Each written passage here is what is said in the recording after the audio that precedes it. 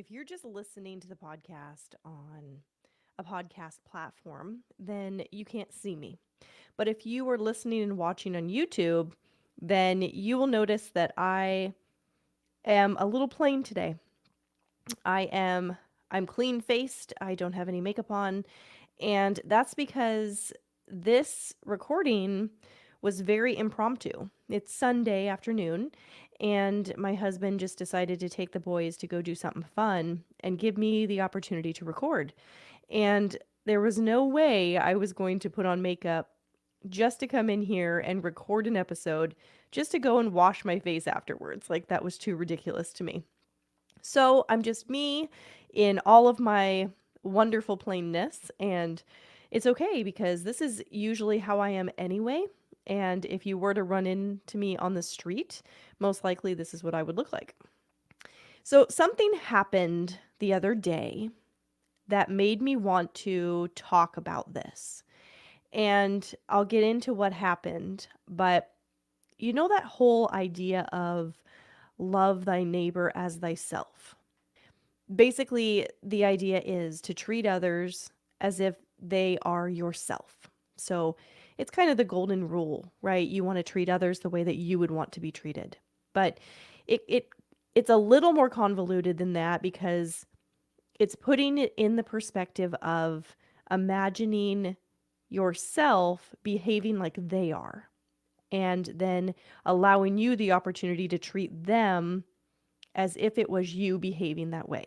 So it kind of puts you in this perspective of putting yourself in their shoes or trying to understand why they're behaving the way that they are.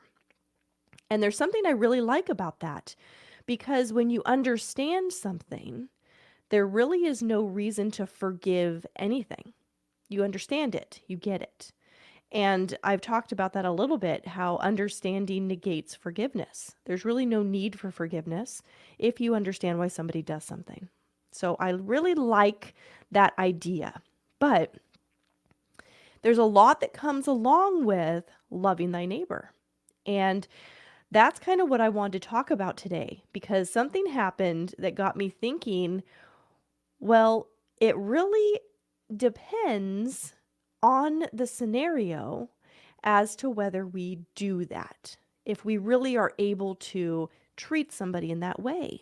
And I think that there's some specific things that allow it to be easier at some times than other times. But basically, what I want to talk about is giving people the benefit of the doubt, which is the same thing as loving them. So that's today's episode. So we're just going to jump right into discussing what it really means to love thy neighbor. What ended up happening recently was my husband and I and the kids were on our way to the baseball fields here in our town. Both the boys had games. Actually, I believe it was opening day. It was opening day for baseball. So all of us were loaded up in the truck and we're on our way. And John was driving. I was in the passenger seat and the boys were in the back. Well, as we were on our way there, we got into a little bit of a, I don't want to call it an altercation because it wasn't an altercation.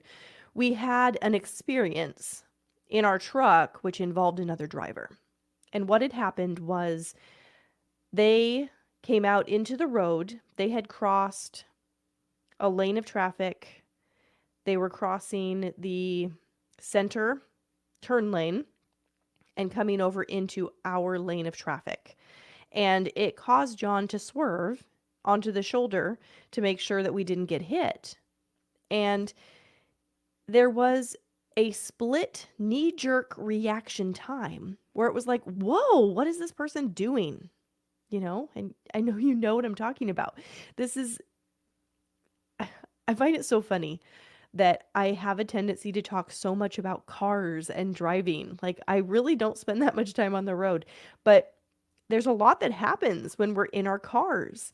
And I just think that it's interesting psychologically. A lot of different characteristics of psychology come out when we're involved with other people on the road driving cars.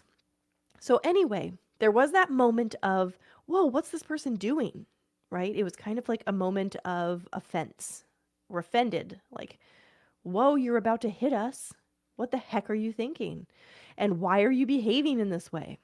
And then my husband recognized the person and he goes, oh, that's so and so. And then he started making excuses for him. He started saying stuff like, oh, I wonder if the truck was about to die and he had to keep it going, or this, that, or the other thing. And in the moment, I said, wow, isn't that interesting? If that had been somebody we didn't know, we would have been totally offended. We would have been cursing them, right? We would have been like, wow, that person was really out of line. And we would have had this whole defensiveness going on. But once he recognized who it was, he went the other way with it. And he admitted that he also had seen some of the smoke that had come out of the guy's truck, which made him think that there was something wrong with the truck.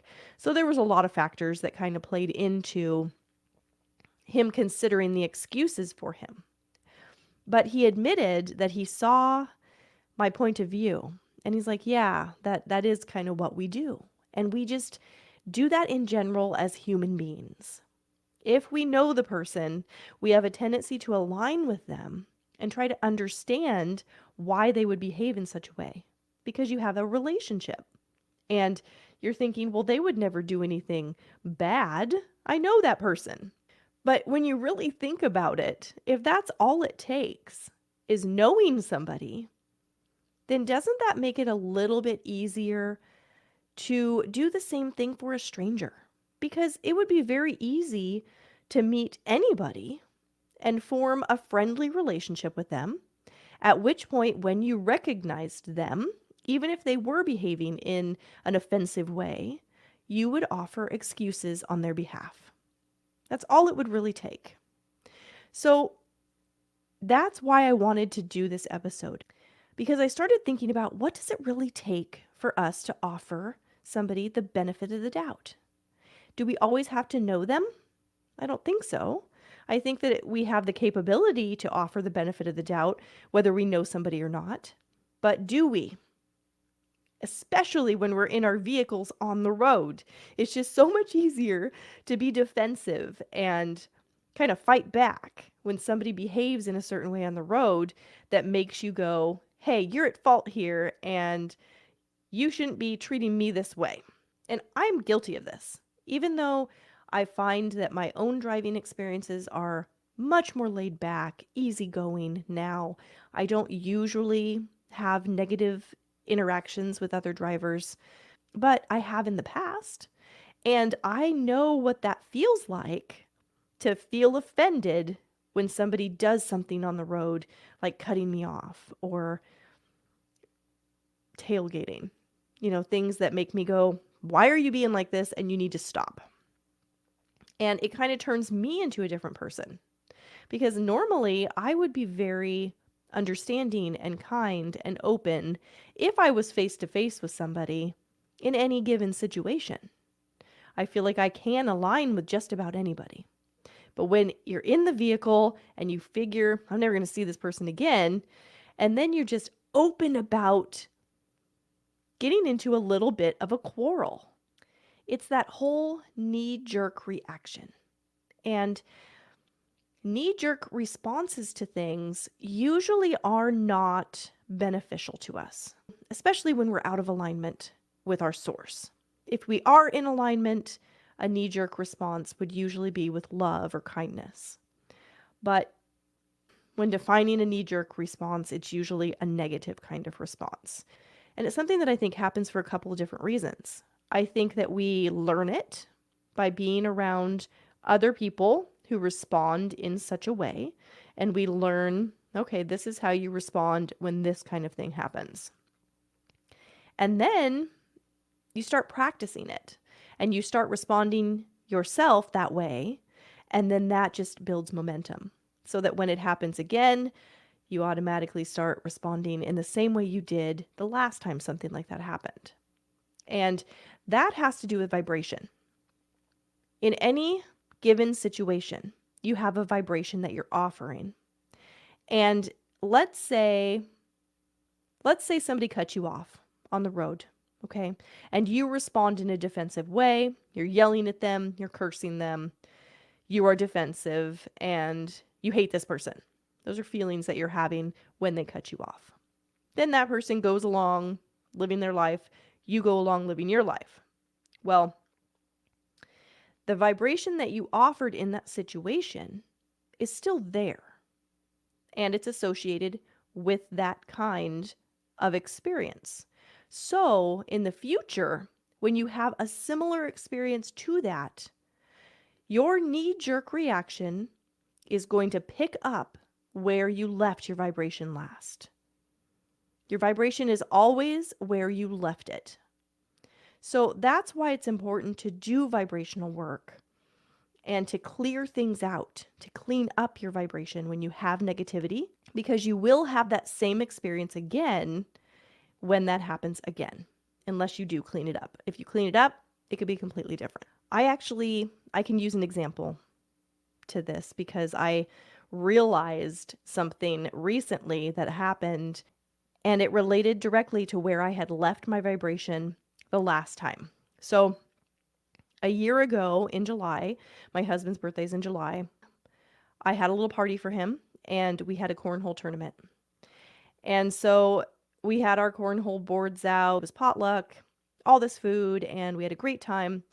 And then when it came time for everybody to go home and cleaning up, I was rushing around, putting things away, and I opened up a closet and a big wooden stool fell out of the closet right on the top of my foot, and oh my gosh, did it hurt. Like, it hurt me badly. There was a little bit of a cut, it was bruised, and it was hard to wear shoes for weeks. Well, fast forward to a week ago, John and I were getting ready to be in a cornhole tournament, and we wanted to practice. So we got our boards back out, and we played a little bit, practiced a little bit, and then when we were done with that, we wanted to go spend some quality time with the boys in our hot tub. So we get into the hot tub, and the boys are splashing around or whatever, and Ian splashes the water and it gets into my eye, and I have makeup on, so now I have makeup in my eye, and I'm getting out of the hot tub, wrapping myself up, holding my eye, and rushing to the shower to clean up and fix my eye. Well, on my way into the house, somehow my foot ended up under the corner of the door, and I got an injury on the top of my foot where there's a bad bruise still now. And it hurt. It hurt really bad. It hurt just like the last time when I dropped the stool on my foot. And at the time, I just responded out of pain and anger and frustration. And then later, when I was sitting with it, when I was more calm and I was in a better state of alignment again, my inner being communicated to me that that's why that happened. Because the last time that we had our boards out playing cornhole, I had that associated vibration of getting hurt. And then when we went to play again, it happened again. The vibration was still alive in an association with something that I had been doing. And that might seem far-fetched to you, but it made sense to me when it came to me, and I thought, "Oh, of course," because I never cleared that up. I never cleaned up my vibration as it associated with that gameplay and what had happened when I got the injury. So it made sense that I would have a vibration of getting hurt again. And it happened in a very similar kind of way, the same part of my body. So things like that are happening to us all the time. And sometimes you notice it, right? Like, for instance, ever since the pandemic, I have been using Instacart. And I love Instacart. Actually, Instacart is an affiliate of mine for the podcast, but I haven't done any promoting for it or anything. It's just been kind of sitting there. But I believe in the company, and it's been great. Like, I love Instacart. It saves me so much time. I don't have to go to Costco, although much to John's dismay because he loves going to Costco. But I'm not much of a shopper. Like, I stick to my list. I go in, I get what I need to get, and I get out. And every now and again, I'll want to go and peruse, and we kind of just spend our time walking the aisles and looking at stuff. But for the most part, that's not something that brings me pleasure. I usually just, it's more of a chore. Shopping is more of a chore for me. So with Instacart, I can just order everything and it's brought to my door. And it's great. I love it. Well, I had a bad experience. I I got my order and my order was not what I ordered. I had ordered tri-tip from Costco in the strips. If you guys are familiar with the steak strips of tri-tip, that's what I had ordered. What I got were the tri-tip roasts. Even though Instacart took care of it, it still was just a frustration. It was an irritant, right? It was irritating that it wasn't the way I wanted it to be. Well, the next time I ordered Costco, I got tri-tip again, and the very same thing happened. Now, that's not the shopper's fault. It's me. That's the vibration that was alive in association with me ordering Costco through Instacart. So, and I know that, so I take my responsibility for that. Now, when you apply this to relationships, it can really bring a lot to light. Let's just talk about coworkers, right? You have that person at work that you just want to avoid, and you're not really loving them like yourself, are you? Because you don't like them. And you have a vibrational frequency associated with interacting with that person. And unless you do something about fixing it, you will continue to have those kind of interactions with that person. It's law of attraction. You're going to keep attracting it because that's the vibration you're offering. You get what you feel. That's what you get back.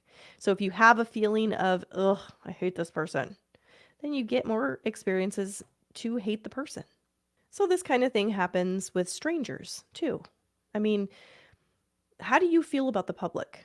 How do you feel about strangers? Do you like running into people randomly and striking up conversations? Do you really want to avoid people? Do they irritate you? How you feel will tell you a lot about what you will experience when you go out into public and start interacting with your neighbors. Now, a little note on that I want to share with you. So, I grew up in the church. My grandmother took me to the Christian Science Church when I was really little, and I went to Sunday school. So I learned about the 10 Commandments, including the one that says, love thy neighbor. Well, it was never really explained to me in Sunday school what a neighbor is. And there's just the obvious, like the person that lives near you. And that's what I thought. I thought it was saying if somebody lives around you in your neighborhood, you're supposed to love that person as if they were you. It took coming into adulthood for me to realize that your neighbor is just anybody in your vicinity ever. So your neighbor is just anybody who's near you. And that just means basically love everybody as if they were you. That further expanded when I was reading the Conversations with God book series, and I was exposed to the information, which I have now come to believe as true, that we all are God or source energy, and that God is not separate from us. We are God. And that was hard at first to accept because I had always learned that God was this external entity, power that was elsewhere, right? In heaven and different from me and who I am. But once I realized that we all are the same source energy, then love thy neighbor really came into perspective for me. Because when you love someone else, you literally are loving yourself because we are the same source. We are the same energy. The other thing was when you hurt someone else, you're really just hurting yourself because we're the same. So when we get offended or when we respond in a negative knee jerk way, we're really doing it to ourselves.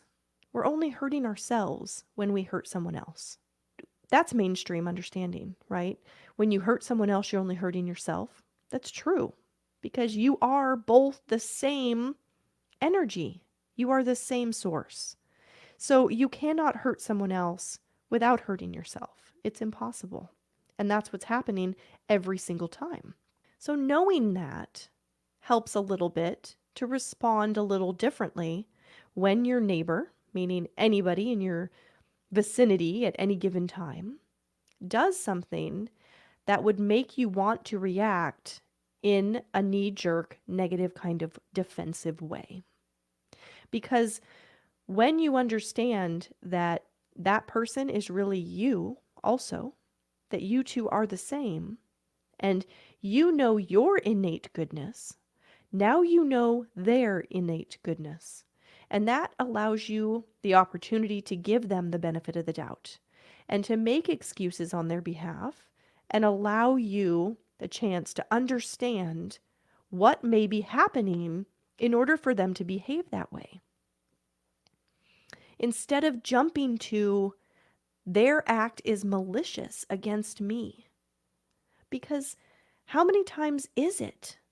Usually, and I keep going back to this driving because that's what I'm picturing. I'm picturing being on the road and other drivers doing things that make me feel like they have offended me personally. When really, a lot of times it's an accident. They didn't see you, or maybe they were swerving to miss an animal or a kid. You know, you cannot possibly know what their reasons are because you're in another vehicle and they're in theirs, but you could try to understand it from the point of giving them the benefit of the doubt and assuming that they're doing it for a good reason. That alone helps you to maintain your emotional state so that you don't fall down into negativity. And that's the point of the podcast, right? That's always my message, is to try to give tips and benefit to you in ways to interact with other people in this life, in this physical form, so that you can enjoy it and be satisfied. And that happens by looking at the areas where we normally do experience negative emotion and trying something different. I I actually have had this happen where I get offended by somebody in public, and it doesn't necessarily mean in my car, like even like in the grocery store, like somebody bumps into me or something. And my knee-jerk reaction is like, "Hey, like what the heck?" And then I notice I know the person, and then all of a sudden I'm like, "Oh, hi. How are you? It's been a long time. Like what's going on?" Right? It's a little embarrassing when you react in that negative defensive way when you find out you know the person. When it's somebody you don't know, it's a lot easier to just blow it off and be like, well, I'm never going to see that person again, or I don't have a relationship with them, so I don't care what they think of me. But you very easily could. You could know that person, and you might come on down the road. And then they're going to have that interaction as their first impression of you. And is it accurate? No, it's not accurate. You're not mean. You're not defensive.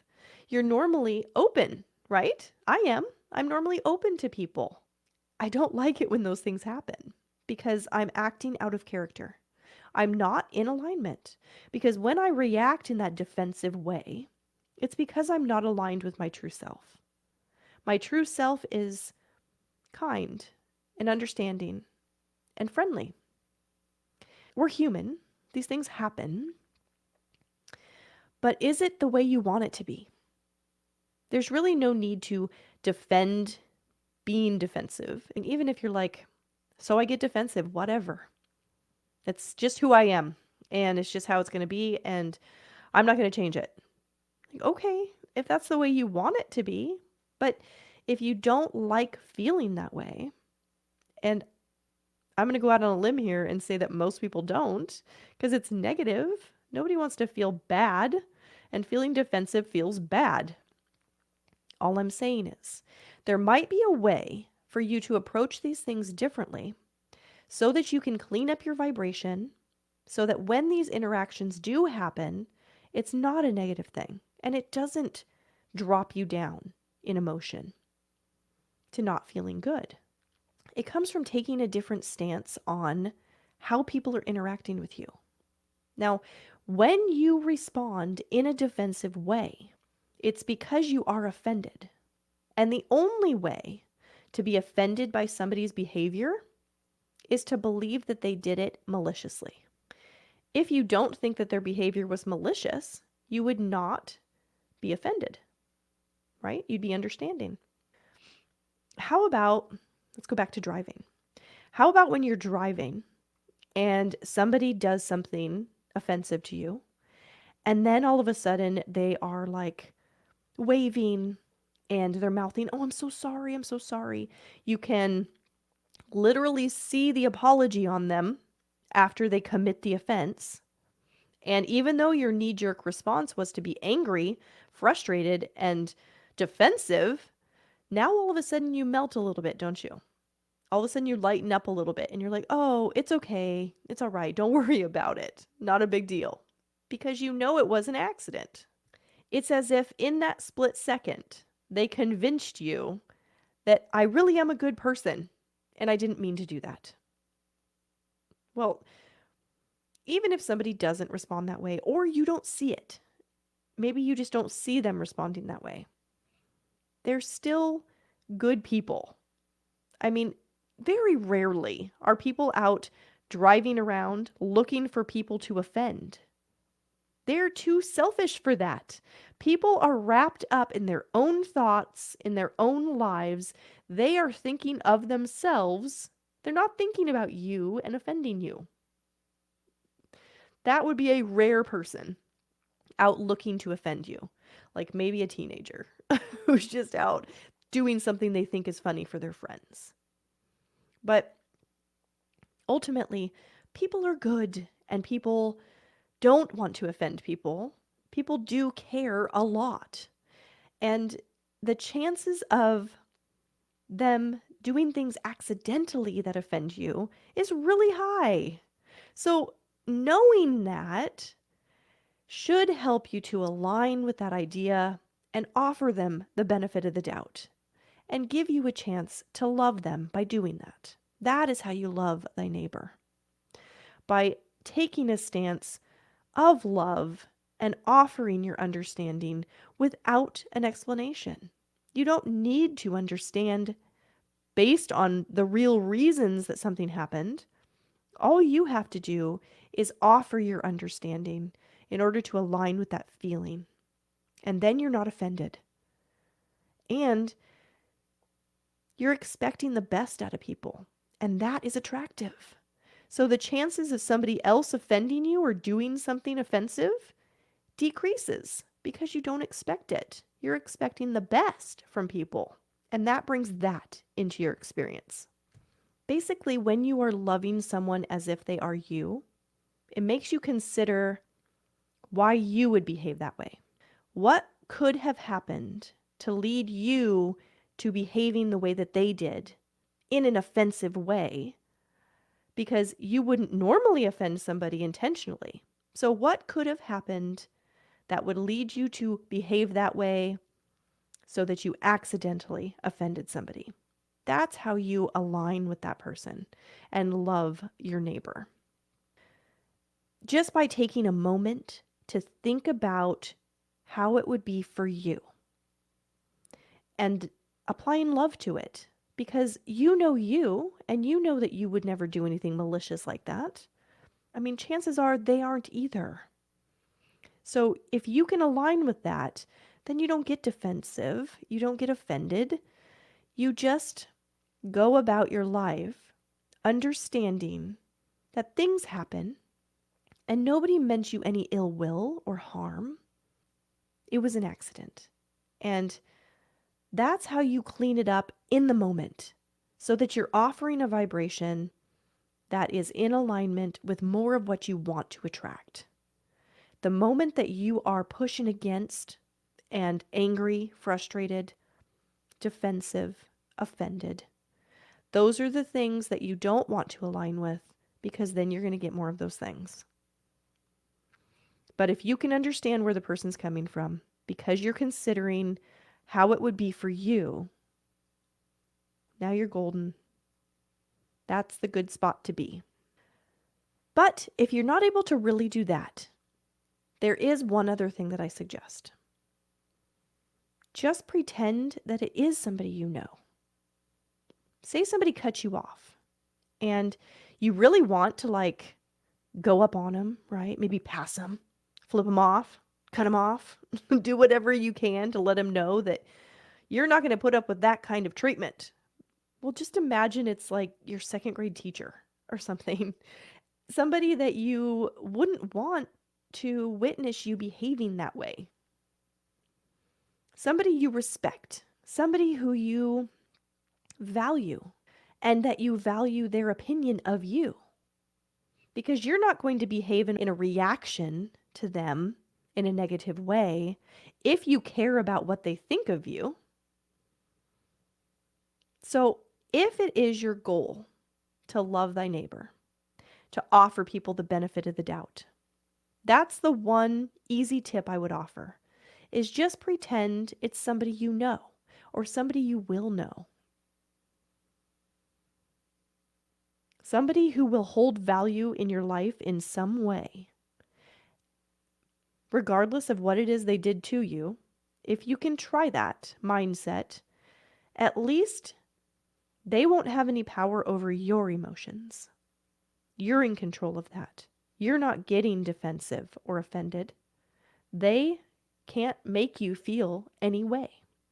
You're choosing your feeling. So whatever thought works for you to get you feeling the way you want to feel, which is always good, you never want to feel bad, do that. All of this is all about maintaining your own happiness, your own feel-good nature, your own feel-good emotion, whatever that might be. It's never really about the other person. It's always about you and being satisfied. So, anybody can do anything to you and it won't matter because you know how to control your emotions despite what anybody might do. And it comes from an understanding of others being good. And sometimes that requires coming from a place of loving thy neighbor, whether you know him or not. Offer him the benefit of the doubt. If you like being able to watch the podcast, make sure to let me know by subscribing to this channel.